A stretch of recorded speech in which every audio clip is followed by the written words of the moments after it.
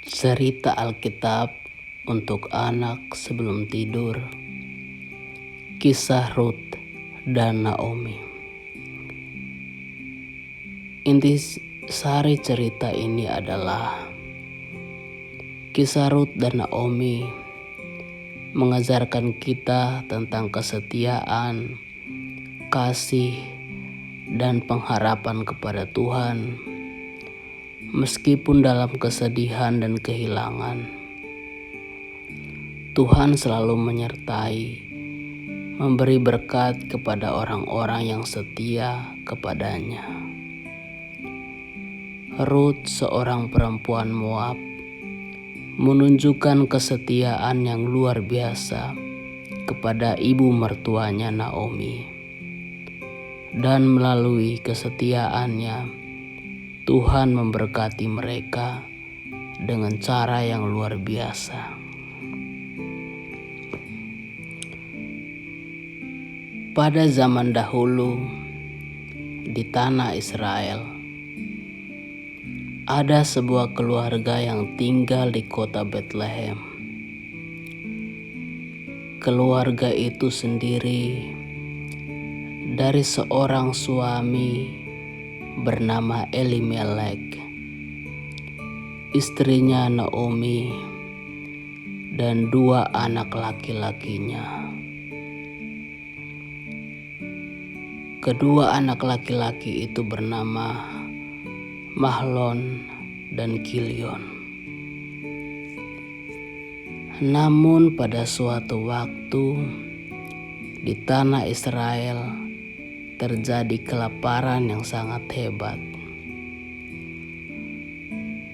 Elimelek yang ingin menjaga keluarganya memutuskan untuk pergi ke tanah Moab yang terletak di luar Israel untuk mencari makanan. Mereka tinggal di Moab beberapa tahun. Tetapi ada kesedihan yang datang kepada keluarga itu. Elimelek, suami Naomi, meninggal. Naomi sangat sedih dan merasa sendirian. Tetapi ia masih memiliki kedua anak laki-lakinya. Kedua anak laki-laki Naomi kemudian menikah dengan 2 perempuan Moab. Yang pertama bernama Orpa dan yang kedua bernama Rut. Namun setelah beberapa tahun, kedua anak laki-laki Naomi juga meninggal. Kini Naomi kehilangan suaminya dan kedua anak laki-lakinya. Ia merasa sangat terluka dan putus asa. Naomi mendengar kabar bahwa di tanah Israel, tepatnya di Bethlehem, sudah tidak ada lagi kelaparan. Tuhan telah memberkati negeri itu dan ada makanan yang melimpah. Naomi memutuskan untuk kembali ke Bethlehem dan meninggalkan Moab. Sebelum pergi, ia berkata kepada kedua menantunya, yaitu Orpa dan Rut. Begini katanya, "Anak-anakku, pergilah kembali ke rumah orang tua kalian. Saya tidak dapat memberi kalian apa-apa lagi. Kembalilah, semoga Tuhan memberkati kalian dengan segala kebaikan." Orpa mendengar kata-kata Naomi, dan setelah berdoa untuknya, ia memutuskan untuk kembali ke rumah orang tuanya di Moab. Namun Rut tidak mau pergi. Ia sangat mencintai Naomi dan merasa bertanggung jawab untuk merawatnya. Rut berkata kepada Naomi, "Jangan paksa saya untuk meninggalkanmu. Aku ingin tinggal denganmu. Di mana engkau pergi, aku akan pergi. Di mana engkau bermalam, aku akan bermalam. Bangsamu adalah bangsaku, dan Allahmu adalah Allahku. Di mana engkau mati, aku akan mati, dan di sana aku akan dikuburkan."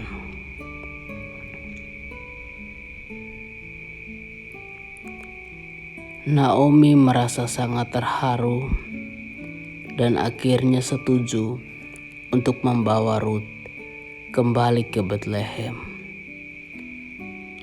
Mereka berdua pun berangkat kembali ke tanah Israel, meninggalkan Moab.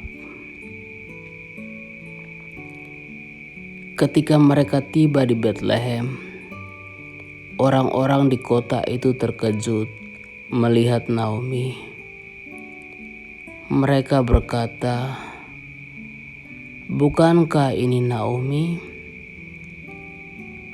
Dulu ia datang dengan suami dan anak-anaknya, tetapi sekarang ia datang hanya dengan seorang wanita muda." Naomi merasa sangat sedih dan berkata kepada mereka, "Jangan panggil aku Naomi, yang berarti manis. Panggil saya Mara, yang berarti pahit. Karena Tuhan telah membuat hidup saya sangat pahit. Saya pergi penuh, tetapi saya kembali dengan tangan kosong." Setelah mereka tiba di Israel, Naomi dan Rut tidak memiliki banyak makanan. Pada zaman itu, jika seorang miskin membutuhkan makanan, mereka dapat pergi ke ladang untuk memungut yang tertinggal. Rut berkata kepada Naomi, "Saya akan pergi ke ladang untuk memungut gandum yang tinggal. Semoga Tuhan menunjukkan kasih-Nya kepada saya dan memberi izin kepada pemilik untuk membiarkan saya memungutnya." Rut pergi ke ladang seorang diri. Ia pergi bertemu dengan seorang pria bernama Boas. Boas adalah seseorang yang memiliki kerabat jauh dengan keluarga Naomi. Ketika Boas melihat Rut, ia bertanya kepada para pekerjanya, "Siapakah perempuan itu?" Pelayannya menjawab, "Itu adalah Rut, menantu Naomi. Dia datang dari Moab untuk merawat ibu mertuanya setelah suaminya meninggal." Boas sangat tergerak oleh kasih dan kesetiaan Rut kepada Naomi. Ia berkata kepada Rut, "Dengarkanlah, anakku, tetaplah di ladang ini. Jangan pergi ke ladang lain. Saya akan meminta para pemanen untuk menjaga agar tidak ada yang mengganggu kamu. Jika kamu merasa haus, pergilah ke tempat air dan minumlah bersama para pekerja saya. Rut sangat terkejut dan berkata, "Mengapa engkau begitu baik kepada saya, seorang asing?" Boas menjawab, "Saya tahu semua yang telah engkau lakukan untuk ibu mertuamu. Engkau meninggalkan keluargamu dan datang ke sini untuk merawatnya. Tuhan memberkati engkau karena kebaikan hatimu."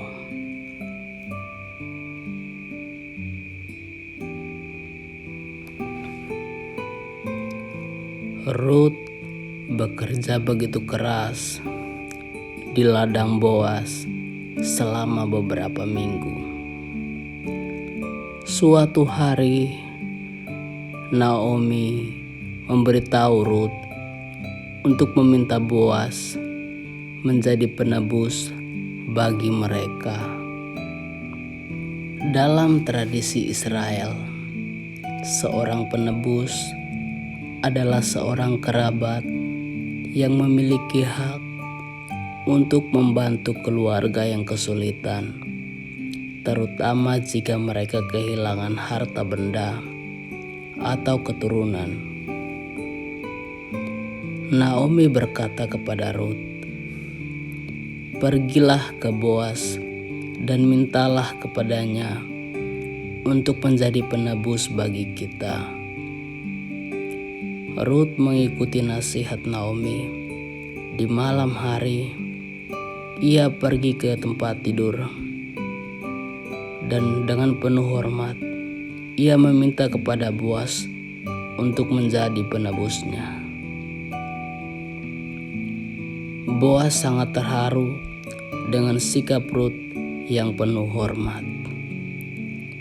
Ia berjanji untuk membantu mereka, tetapi ia mengatakan bahwa ada seorang kerabat lain yang lebih dekat, yang lebih berhak menjadi penebus. Boas berkata, "Jika orang itu tidak mau, maka saya yang akan melakukannya." Boas akhirnya berhasil membeli tanah dan menikahi Rut. Dan mereka memiliki seorang anak laki-laki yang diberi nama Obed. Obed tumbuh menjadi anak yang baik dan ia menjadi ayah dari Isai. Isai kemudian menjadi ayah dari Raja Daud. Naomi sangat bersyukur kepada Tuhan karena ia telah memberikan keturunan kepada keluarga mereka. Melalui Rut, seorang wanita Moab yang setia, Tuhan memberkati keluarga Naomi dan membawa mereka kembali ke dalam berkat-Nya. Bahkan melalui garis keturunan mereka, Tuhan membawa Raja Daud yang merupakan nenek moyang dari Tuhan Yesus Kristus, Juru Selamat kita.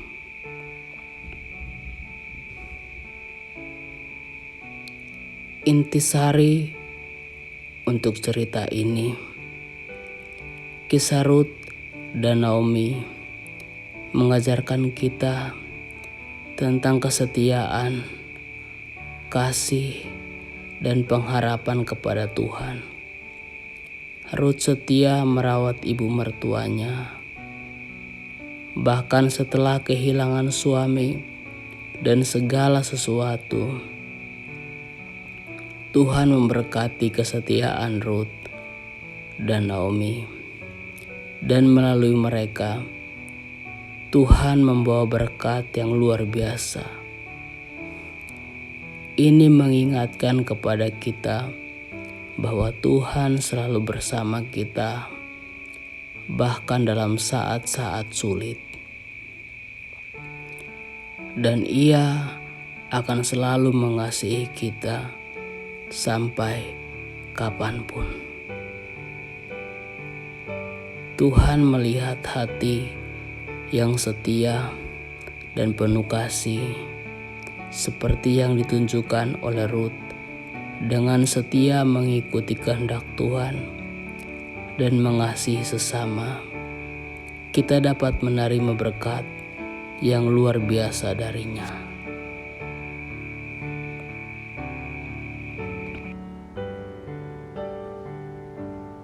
Kisah persahabatan Daud dan Yonatan.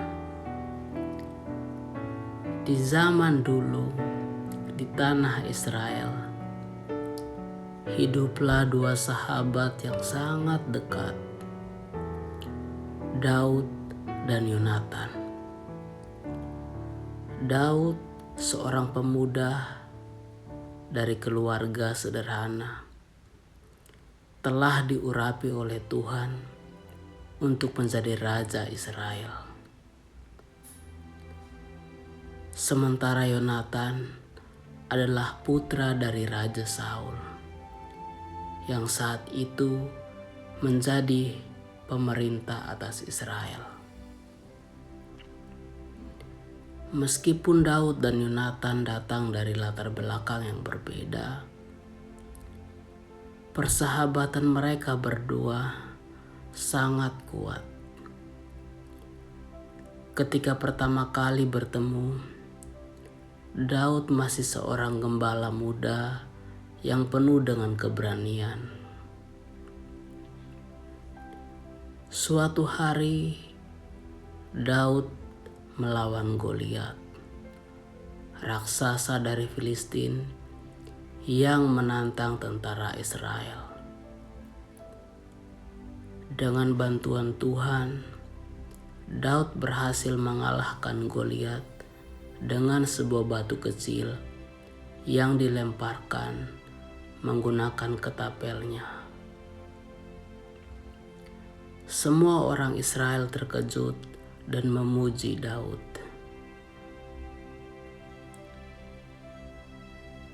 Yonatan, meskipun adalah seorang pangeran dan pemimpin pasukan Israel, merasa sangat terkesan dengan keberanian Daud. Ia melihat bahwa Daud bukan hanya seorang pemuda yang pemberani, tetapi juga seorang yang dipilih oleh Tuhan untuk melakukan pekerjaan besar. Dengan hati yang tulus, Yonatan menyadari bahwa meskipun ia adalah putra raja, Daud adalah orang yang akan menjadi raja yang sejati. Mereka berdua saling mengikatkan persahabatan yang sangat dalam. Yonatan memberikan jubahnya, senjatanya, dan bahkan ikat pinggangnya kepada Daud sebagai tanda persahabatan dan pengakuan atas keberanian Daud. Mereka berdua berjanji untuk selalu setia satu sama lain, meskipun keadaan bisa berubah. Namun dalam persahabatan mereka diuji ketika Raja Saul, ayah Yonatan, mulai merasa cemburu terhadap Daud. Saul merasa terancam oleh popularitas Daud yang semakin meningkat, dan ia mulai berencana untuk membunuhnya. Meskipun Yonatan sangat mencintai ayahnya, ia tahu bahwa apa yang dilakukan Saul itu salah. Yonatan mengasihi Daud sebagai sahabat yang sejati dan bertekad untuk melindunginya. Suatu malam, ketika Daud melarikan diri dari kejaran Raja Saul, Yonatan bertemu dengan Daud di ladang terbuka. Dengan penuh kesedihan dan kasih, Yonatan memberitahu bahwa ayahnya berencana untuk membunuh Daud. "Aku akan selalu ada untukmu, Daud," kata Yonatan. "Jika ayahku tetap ingin mencelakaimu, aku akan melindungimu dengan segala cara." Daud dan Yonatan pun berjanji untuk tetap setia satu sama lain, tidak peduli seberapa besar bahaya yang menghadang. Mereka berdua bersepakat untuk memberikan tanda rahasia. Jika Saul berencana membunuh Daud, Yonatan akan memberitahu Daud tentang cara yang aman. Persahabatan mereka yang dibangun di atas dasar kepercayaan, kesetiaan, dan kasih tak pernah goyah meskipun dalam situasi yang sulit. Suatu waktu, ketika Saul menyadari bahwa Yonatan tidak membelanya, Raja Saul sangat marah kepada anaknya itu. Namun, Yonatan tetap teguh dalam kesetiaannya kepada Daud. Ia tahu bahwa Daud adalah pilihan Tuhan untuk menjadi Raja Israel. Dan meskipun itu, ia harus melepaskan tahtanya dan mendukung Daud dengan sepenuh hati. Pada akhirnya, meskipun Daud dan Yonatan harus berpisah karena bahaya yang mengancam mereka berdua, tetapi kesetiaan pada janji mereka tetap kuat. Yonatan meninggal dalam peperangan dan Daud sangat berduka atas kehilangan. Namun, Daud selalu mengingat persahabatan mereka yang tulus. Dan ketika ia menjadi raja, ia menjaga keluarga Yonatan dengan penuh kasih. Daud bahkan berjanji untuk selalu melindungi keturunan Yonatan. Persahabatan Daud dan Yonatan mengajarkan kita tentang kesetiaan, pengorbanan, dan kasih yang tulus. Mereka menunjukkan bahwa persahabatan yang sejati tidak terikat oleh status atau kekuasaan, tetapi dibangun di atas dasar kasih, kepercayaan, dan komitmen satu sama lain. Tuhan memanggil kita untuk menjadi sahabat yang setia, seperti Daud dan Yonatan, yang saling mendukung, melindungi di tengah kesulitan. Sumber ayat Alkitabnya adalah 1 Samuel 17 ayat 50, Daud mengalahkan Goliat. 1 Samuel 18 ayat 3-4, Yonatan memberi jubah dan senjata kepada Daud 1 Samuel 20 ayat 30 sampai 34. Yonatan memberitahu Daud tentang Raja Saul. 2 Samuel 9 ayat 1 sampai 7. Daud melindungi keturunan Yonatan setelah kematiannya.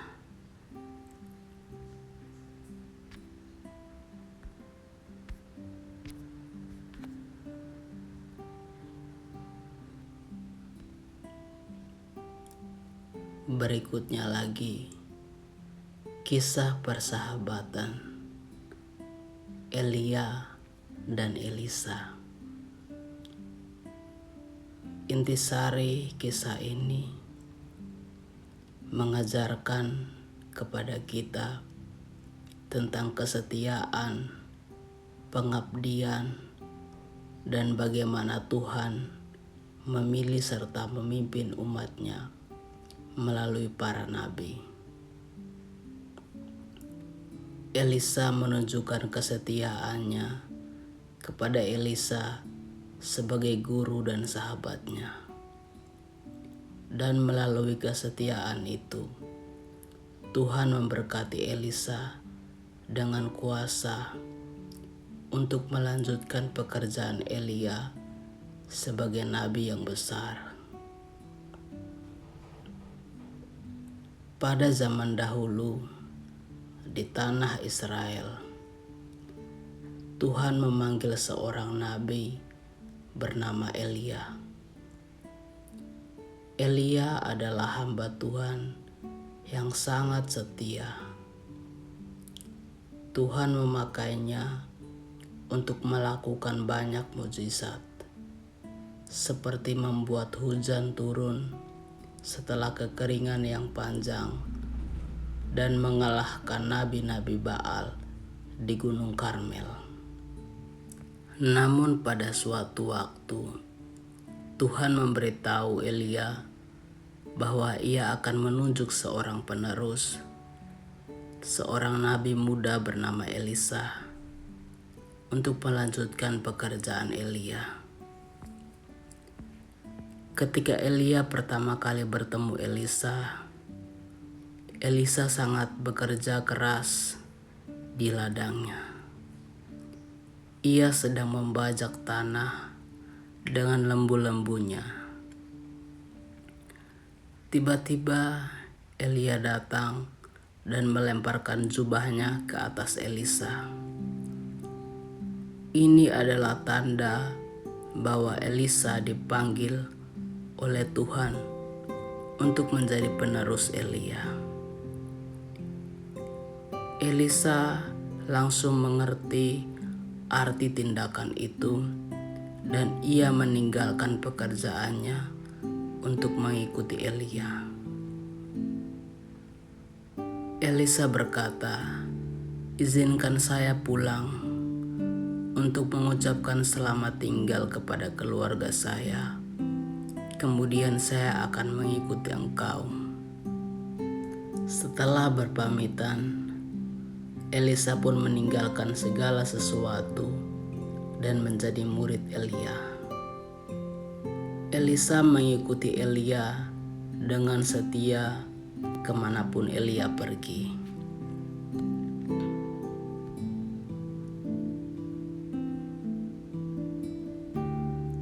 Ia belajar banyak dari Elia tentang bagaimana mendengar suara Tuhan dan melayani sebagai nabi.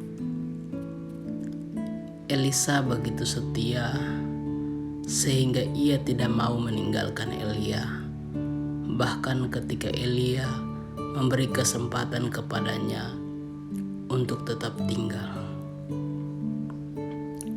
Pada suatu hari, Elia berkata kepada Elisa, "Tinggallah di sini karena Tuhan memanggil saya ke Betel."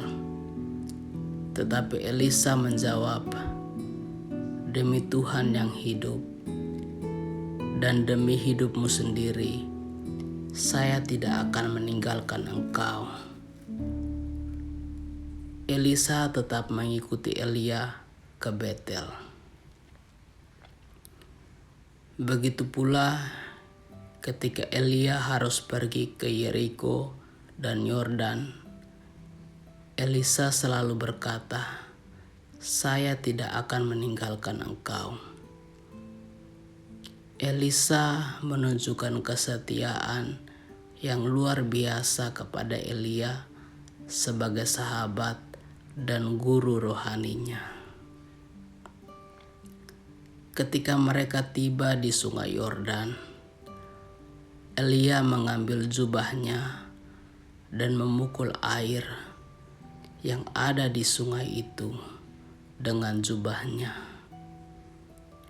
Air itu terbelah menjadi dua, dan mereka berdua berjalan di tanah kering. Setelah mereka menyeberang, Elia berkata kepada Elisa, "Mintalah apa yang ingin kamu minta sebelum aku diambil darimu." Elisa menjawab, "Biarkan aku menerima 2 bagian dari roh yang ada padamu." Itu berarti Elisa ingin menerima berkat dan kuasa yang sama seperti yang dimiliki Elia untuk melayani Tuhan. Elia berkata, "Permintaanmu adalah permintaan yang sulit. Tetapi jika engkau melihat aku diambil darimu, maka permintaanmu akan dikabulkan." Tiba-tiba datanglah kereta kuda dari api yang memisahkan Elia dan Elisa. Elia diangkat ke surga dalam angin badai, dan Elisa melihat semuanya. Elisa berteriak, "Bapakku, Bapakku, kereta Israel dan orang-orang berkuda." Ketika Elia menghilang, jubah Elia jatuh dan Elisa mengambilnya. Elisa yang tahu bahwa Tuhan telah mengabulkan permintaannya. Ketika Elisa kembali ke sungai Yordan, ia memukul air itu dengan jubah Elia dan berkata, "Di manakah Tuhan Allah Elia?" Air itu terbelah lagi dan Elisa berjalan di tanah kering. Semua orang yang melihat itu tahu bahwa Tuhan sekarang telah memberinya kuasa untuk melakukan pekerjaan yang sebelumnya dilakukan oleh Elia. Setelah itu, Elisa melanjutkan pekerjaan Elia sebagai nabi besar di Israel. Ia melakukan banyak mujizat seperti menyembuhkan air yang pahit, membantu seorang janda yang miskin, dan bahkan membangkitkan anak yang sudah mati. Elisa adalah bukti bahwa Tuhan selalu menyertai umatnya, dan bahkan pekerjaan Tuhan tidak pernah berhenti.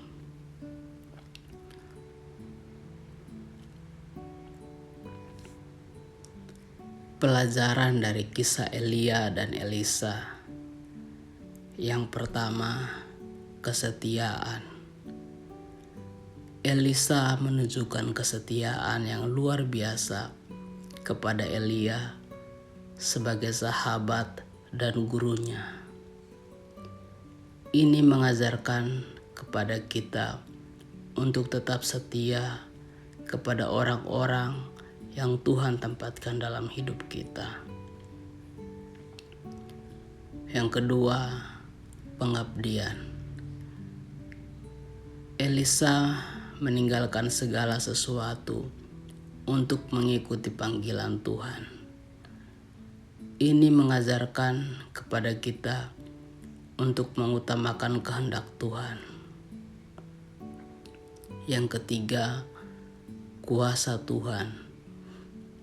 Melalui kisah ini, kita melihat bahwa Tuhan memberi kuasa-Nya kepada mereka yang setia dan mau dipakai untuk melayaninya.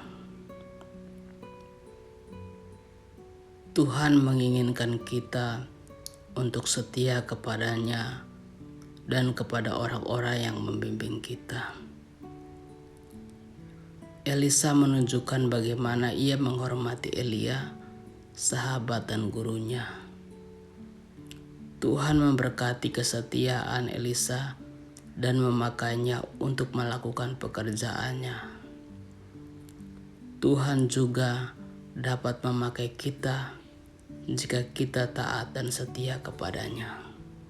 Amin.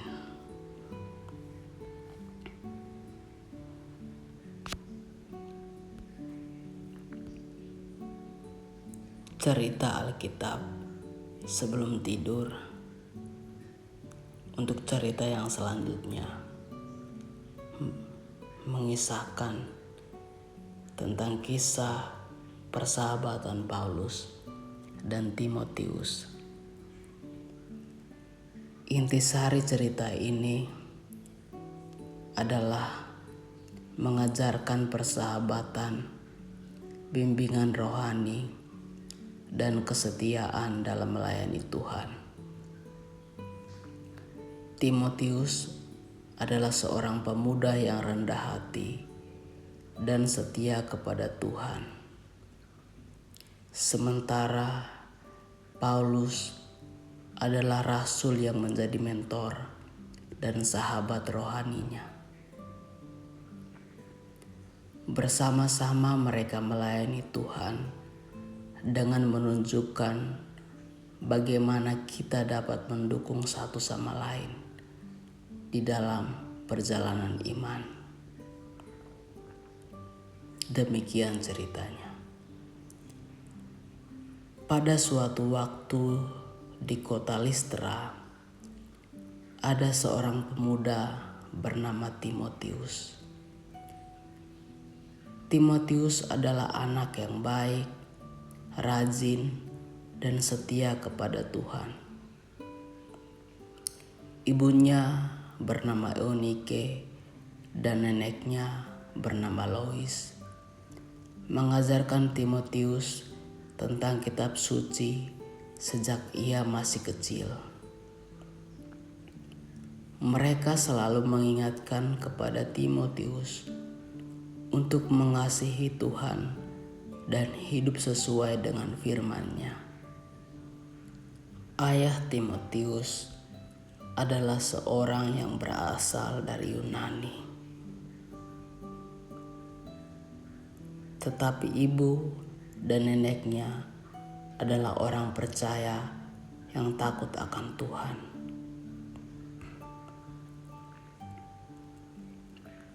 Suatu hari, seorang rasul bernama Paulus datang ke kota Listra untuk mengajar dan memberitakan Injil. Paulus mendengar tentang Timotius dari orang-orang di kota itu. Mereka berkata, Timotius adalah pemuda yang baik dan saleh. Ia sungguh-sungguh mengikuti ajaran Tuhan. Ketika Paulus bertemu dengan Timotius, ia melihat bahwa Timotius memiliki hati yang sungguh-sungguh untuk melayani Tuhan. Paulus merasa bahwa Tuhan telah memanggil Timotius untuk menjadi pelayan Injil.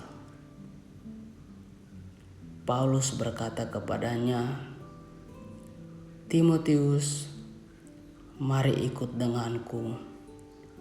Aku akan membimbingmu dan bersama-sama kita akan melayani Tuhan.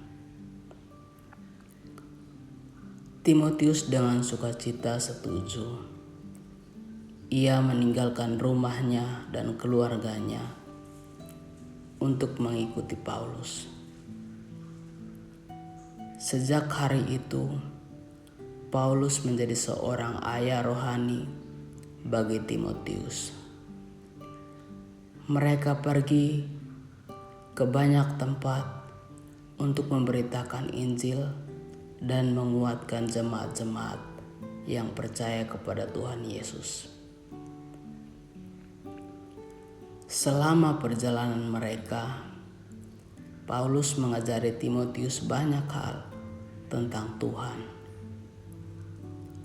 Paulus menunjukkan kepadanya bagaimana cara berdoa, memberitakan firman Tuhan, dan mengasihi orang-orang yang mereka layani.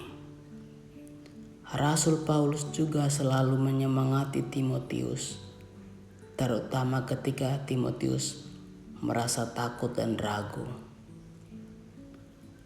Rasul Paulus sering berkata kepada Timotius, "Jangan takut. Tuhan memberikan kita roh keberanian, bukan roh ketakutan. Jadilah hamba Tuhan yang setia, jangan malu untuk memberitakan Injil."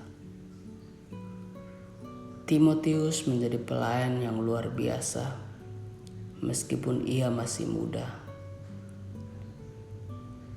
Banyak orang menghormatinya karena ia rendah hati, rajin, dan setia kepada Tuhan. Paulus bahkan mempercayakan Timotius untuk memimpin jemaat di Efesus. Rasul Paulus tahu bahwa Timotius memiliki hati yang penuh dengan kasih dan mampu menjaga jemaat Tuhan dengan baik. Pada akhir hidupnya, Rasul Paulus menulis surat kepada Timotius dari penjara di Roma. Rasul Paulus tahu bahwa ia tidak akan hidup lama lagi. Jadi ia ingin memberitakan kata-kata terakhir kepada sahabatnya itu. Rasul Paulus menulis, "Timotius, tetaplah setia kepada Tuhan. Jangan pernah lelah memberitakan Injil, meskipun orang-orang tidak mau mendengarnya. Ingatlah apa yang telah engkau pelajari sejak kecil, yaitu kitab suci yang dapat menuntunmu kepada keselamatan melalui iman dalam Tuhan Yesus Kristus." Rasul Paulus juga mengingatkan kepada Timotius untuk menjaga imannya dan terus mengandalkan Tuhan dalam segala hal. Ia berkata, "Perjuangkanlah pertandingan iman yang baik. Selesaikanlah tugas pelayananmu sampai akhir." Timotius membaca surat itu dengan hati yang terharu. Ia berjanji kepada dirinya sendiri bahwa ia akan setia kepada Tuhan dan melanjutkan pekerjaan Rasul Paulus untuk memberitakan Injil. Pelajaran dari kisah Rasul Paulus dan Timotius. Yang pertama, kesetiaan kepada Tuhan. Timotius menunjukkan kesetiaan kepada Tuhan sejak muda, dan Tuhan memakainya untuk pekerjaan besar. Bimbingan rohani. Rasul Paulus adalah seorang mentor yang sangat baik dan setia membimbing Timotius dalam iman dan pelayanan. Ia mengajarkan kita pentingnya memiliki sahabat atau seorang pembimbing rohani dalam perjalanan iman kita. Yang ketiga, keberanian dalam pelayanan. Rasul Paulus mengingatkan kepada Timotius untuk tidak takut dalam melayani Tuhan, bahkan ketika menghadapi tantangan. Yang keempat, firman Tuhan sebagai pedoman hidup. Timotius diajarkan untuk tetap berpegang pada kitab suci karena itu adalah dasar iman dan keselamatan. Tuhan bisa memakai siapa saja, termasuk kita seperti Timotius, untuk melakukan pekerjaan yang besar bagi kemuliaan-Nya. Kita juga perlu belajar dari Rasul Paulus untuk menjadi pembimbing dan sahabat rohani yang setia. Jika kita tetap setia dan hidup berdasarkan firman Tuhan, Tuhan akan memakai kita untuk menjadi berkat bagi banyak orang. Amin.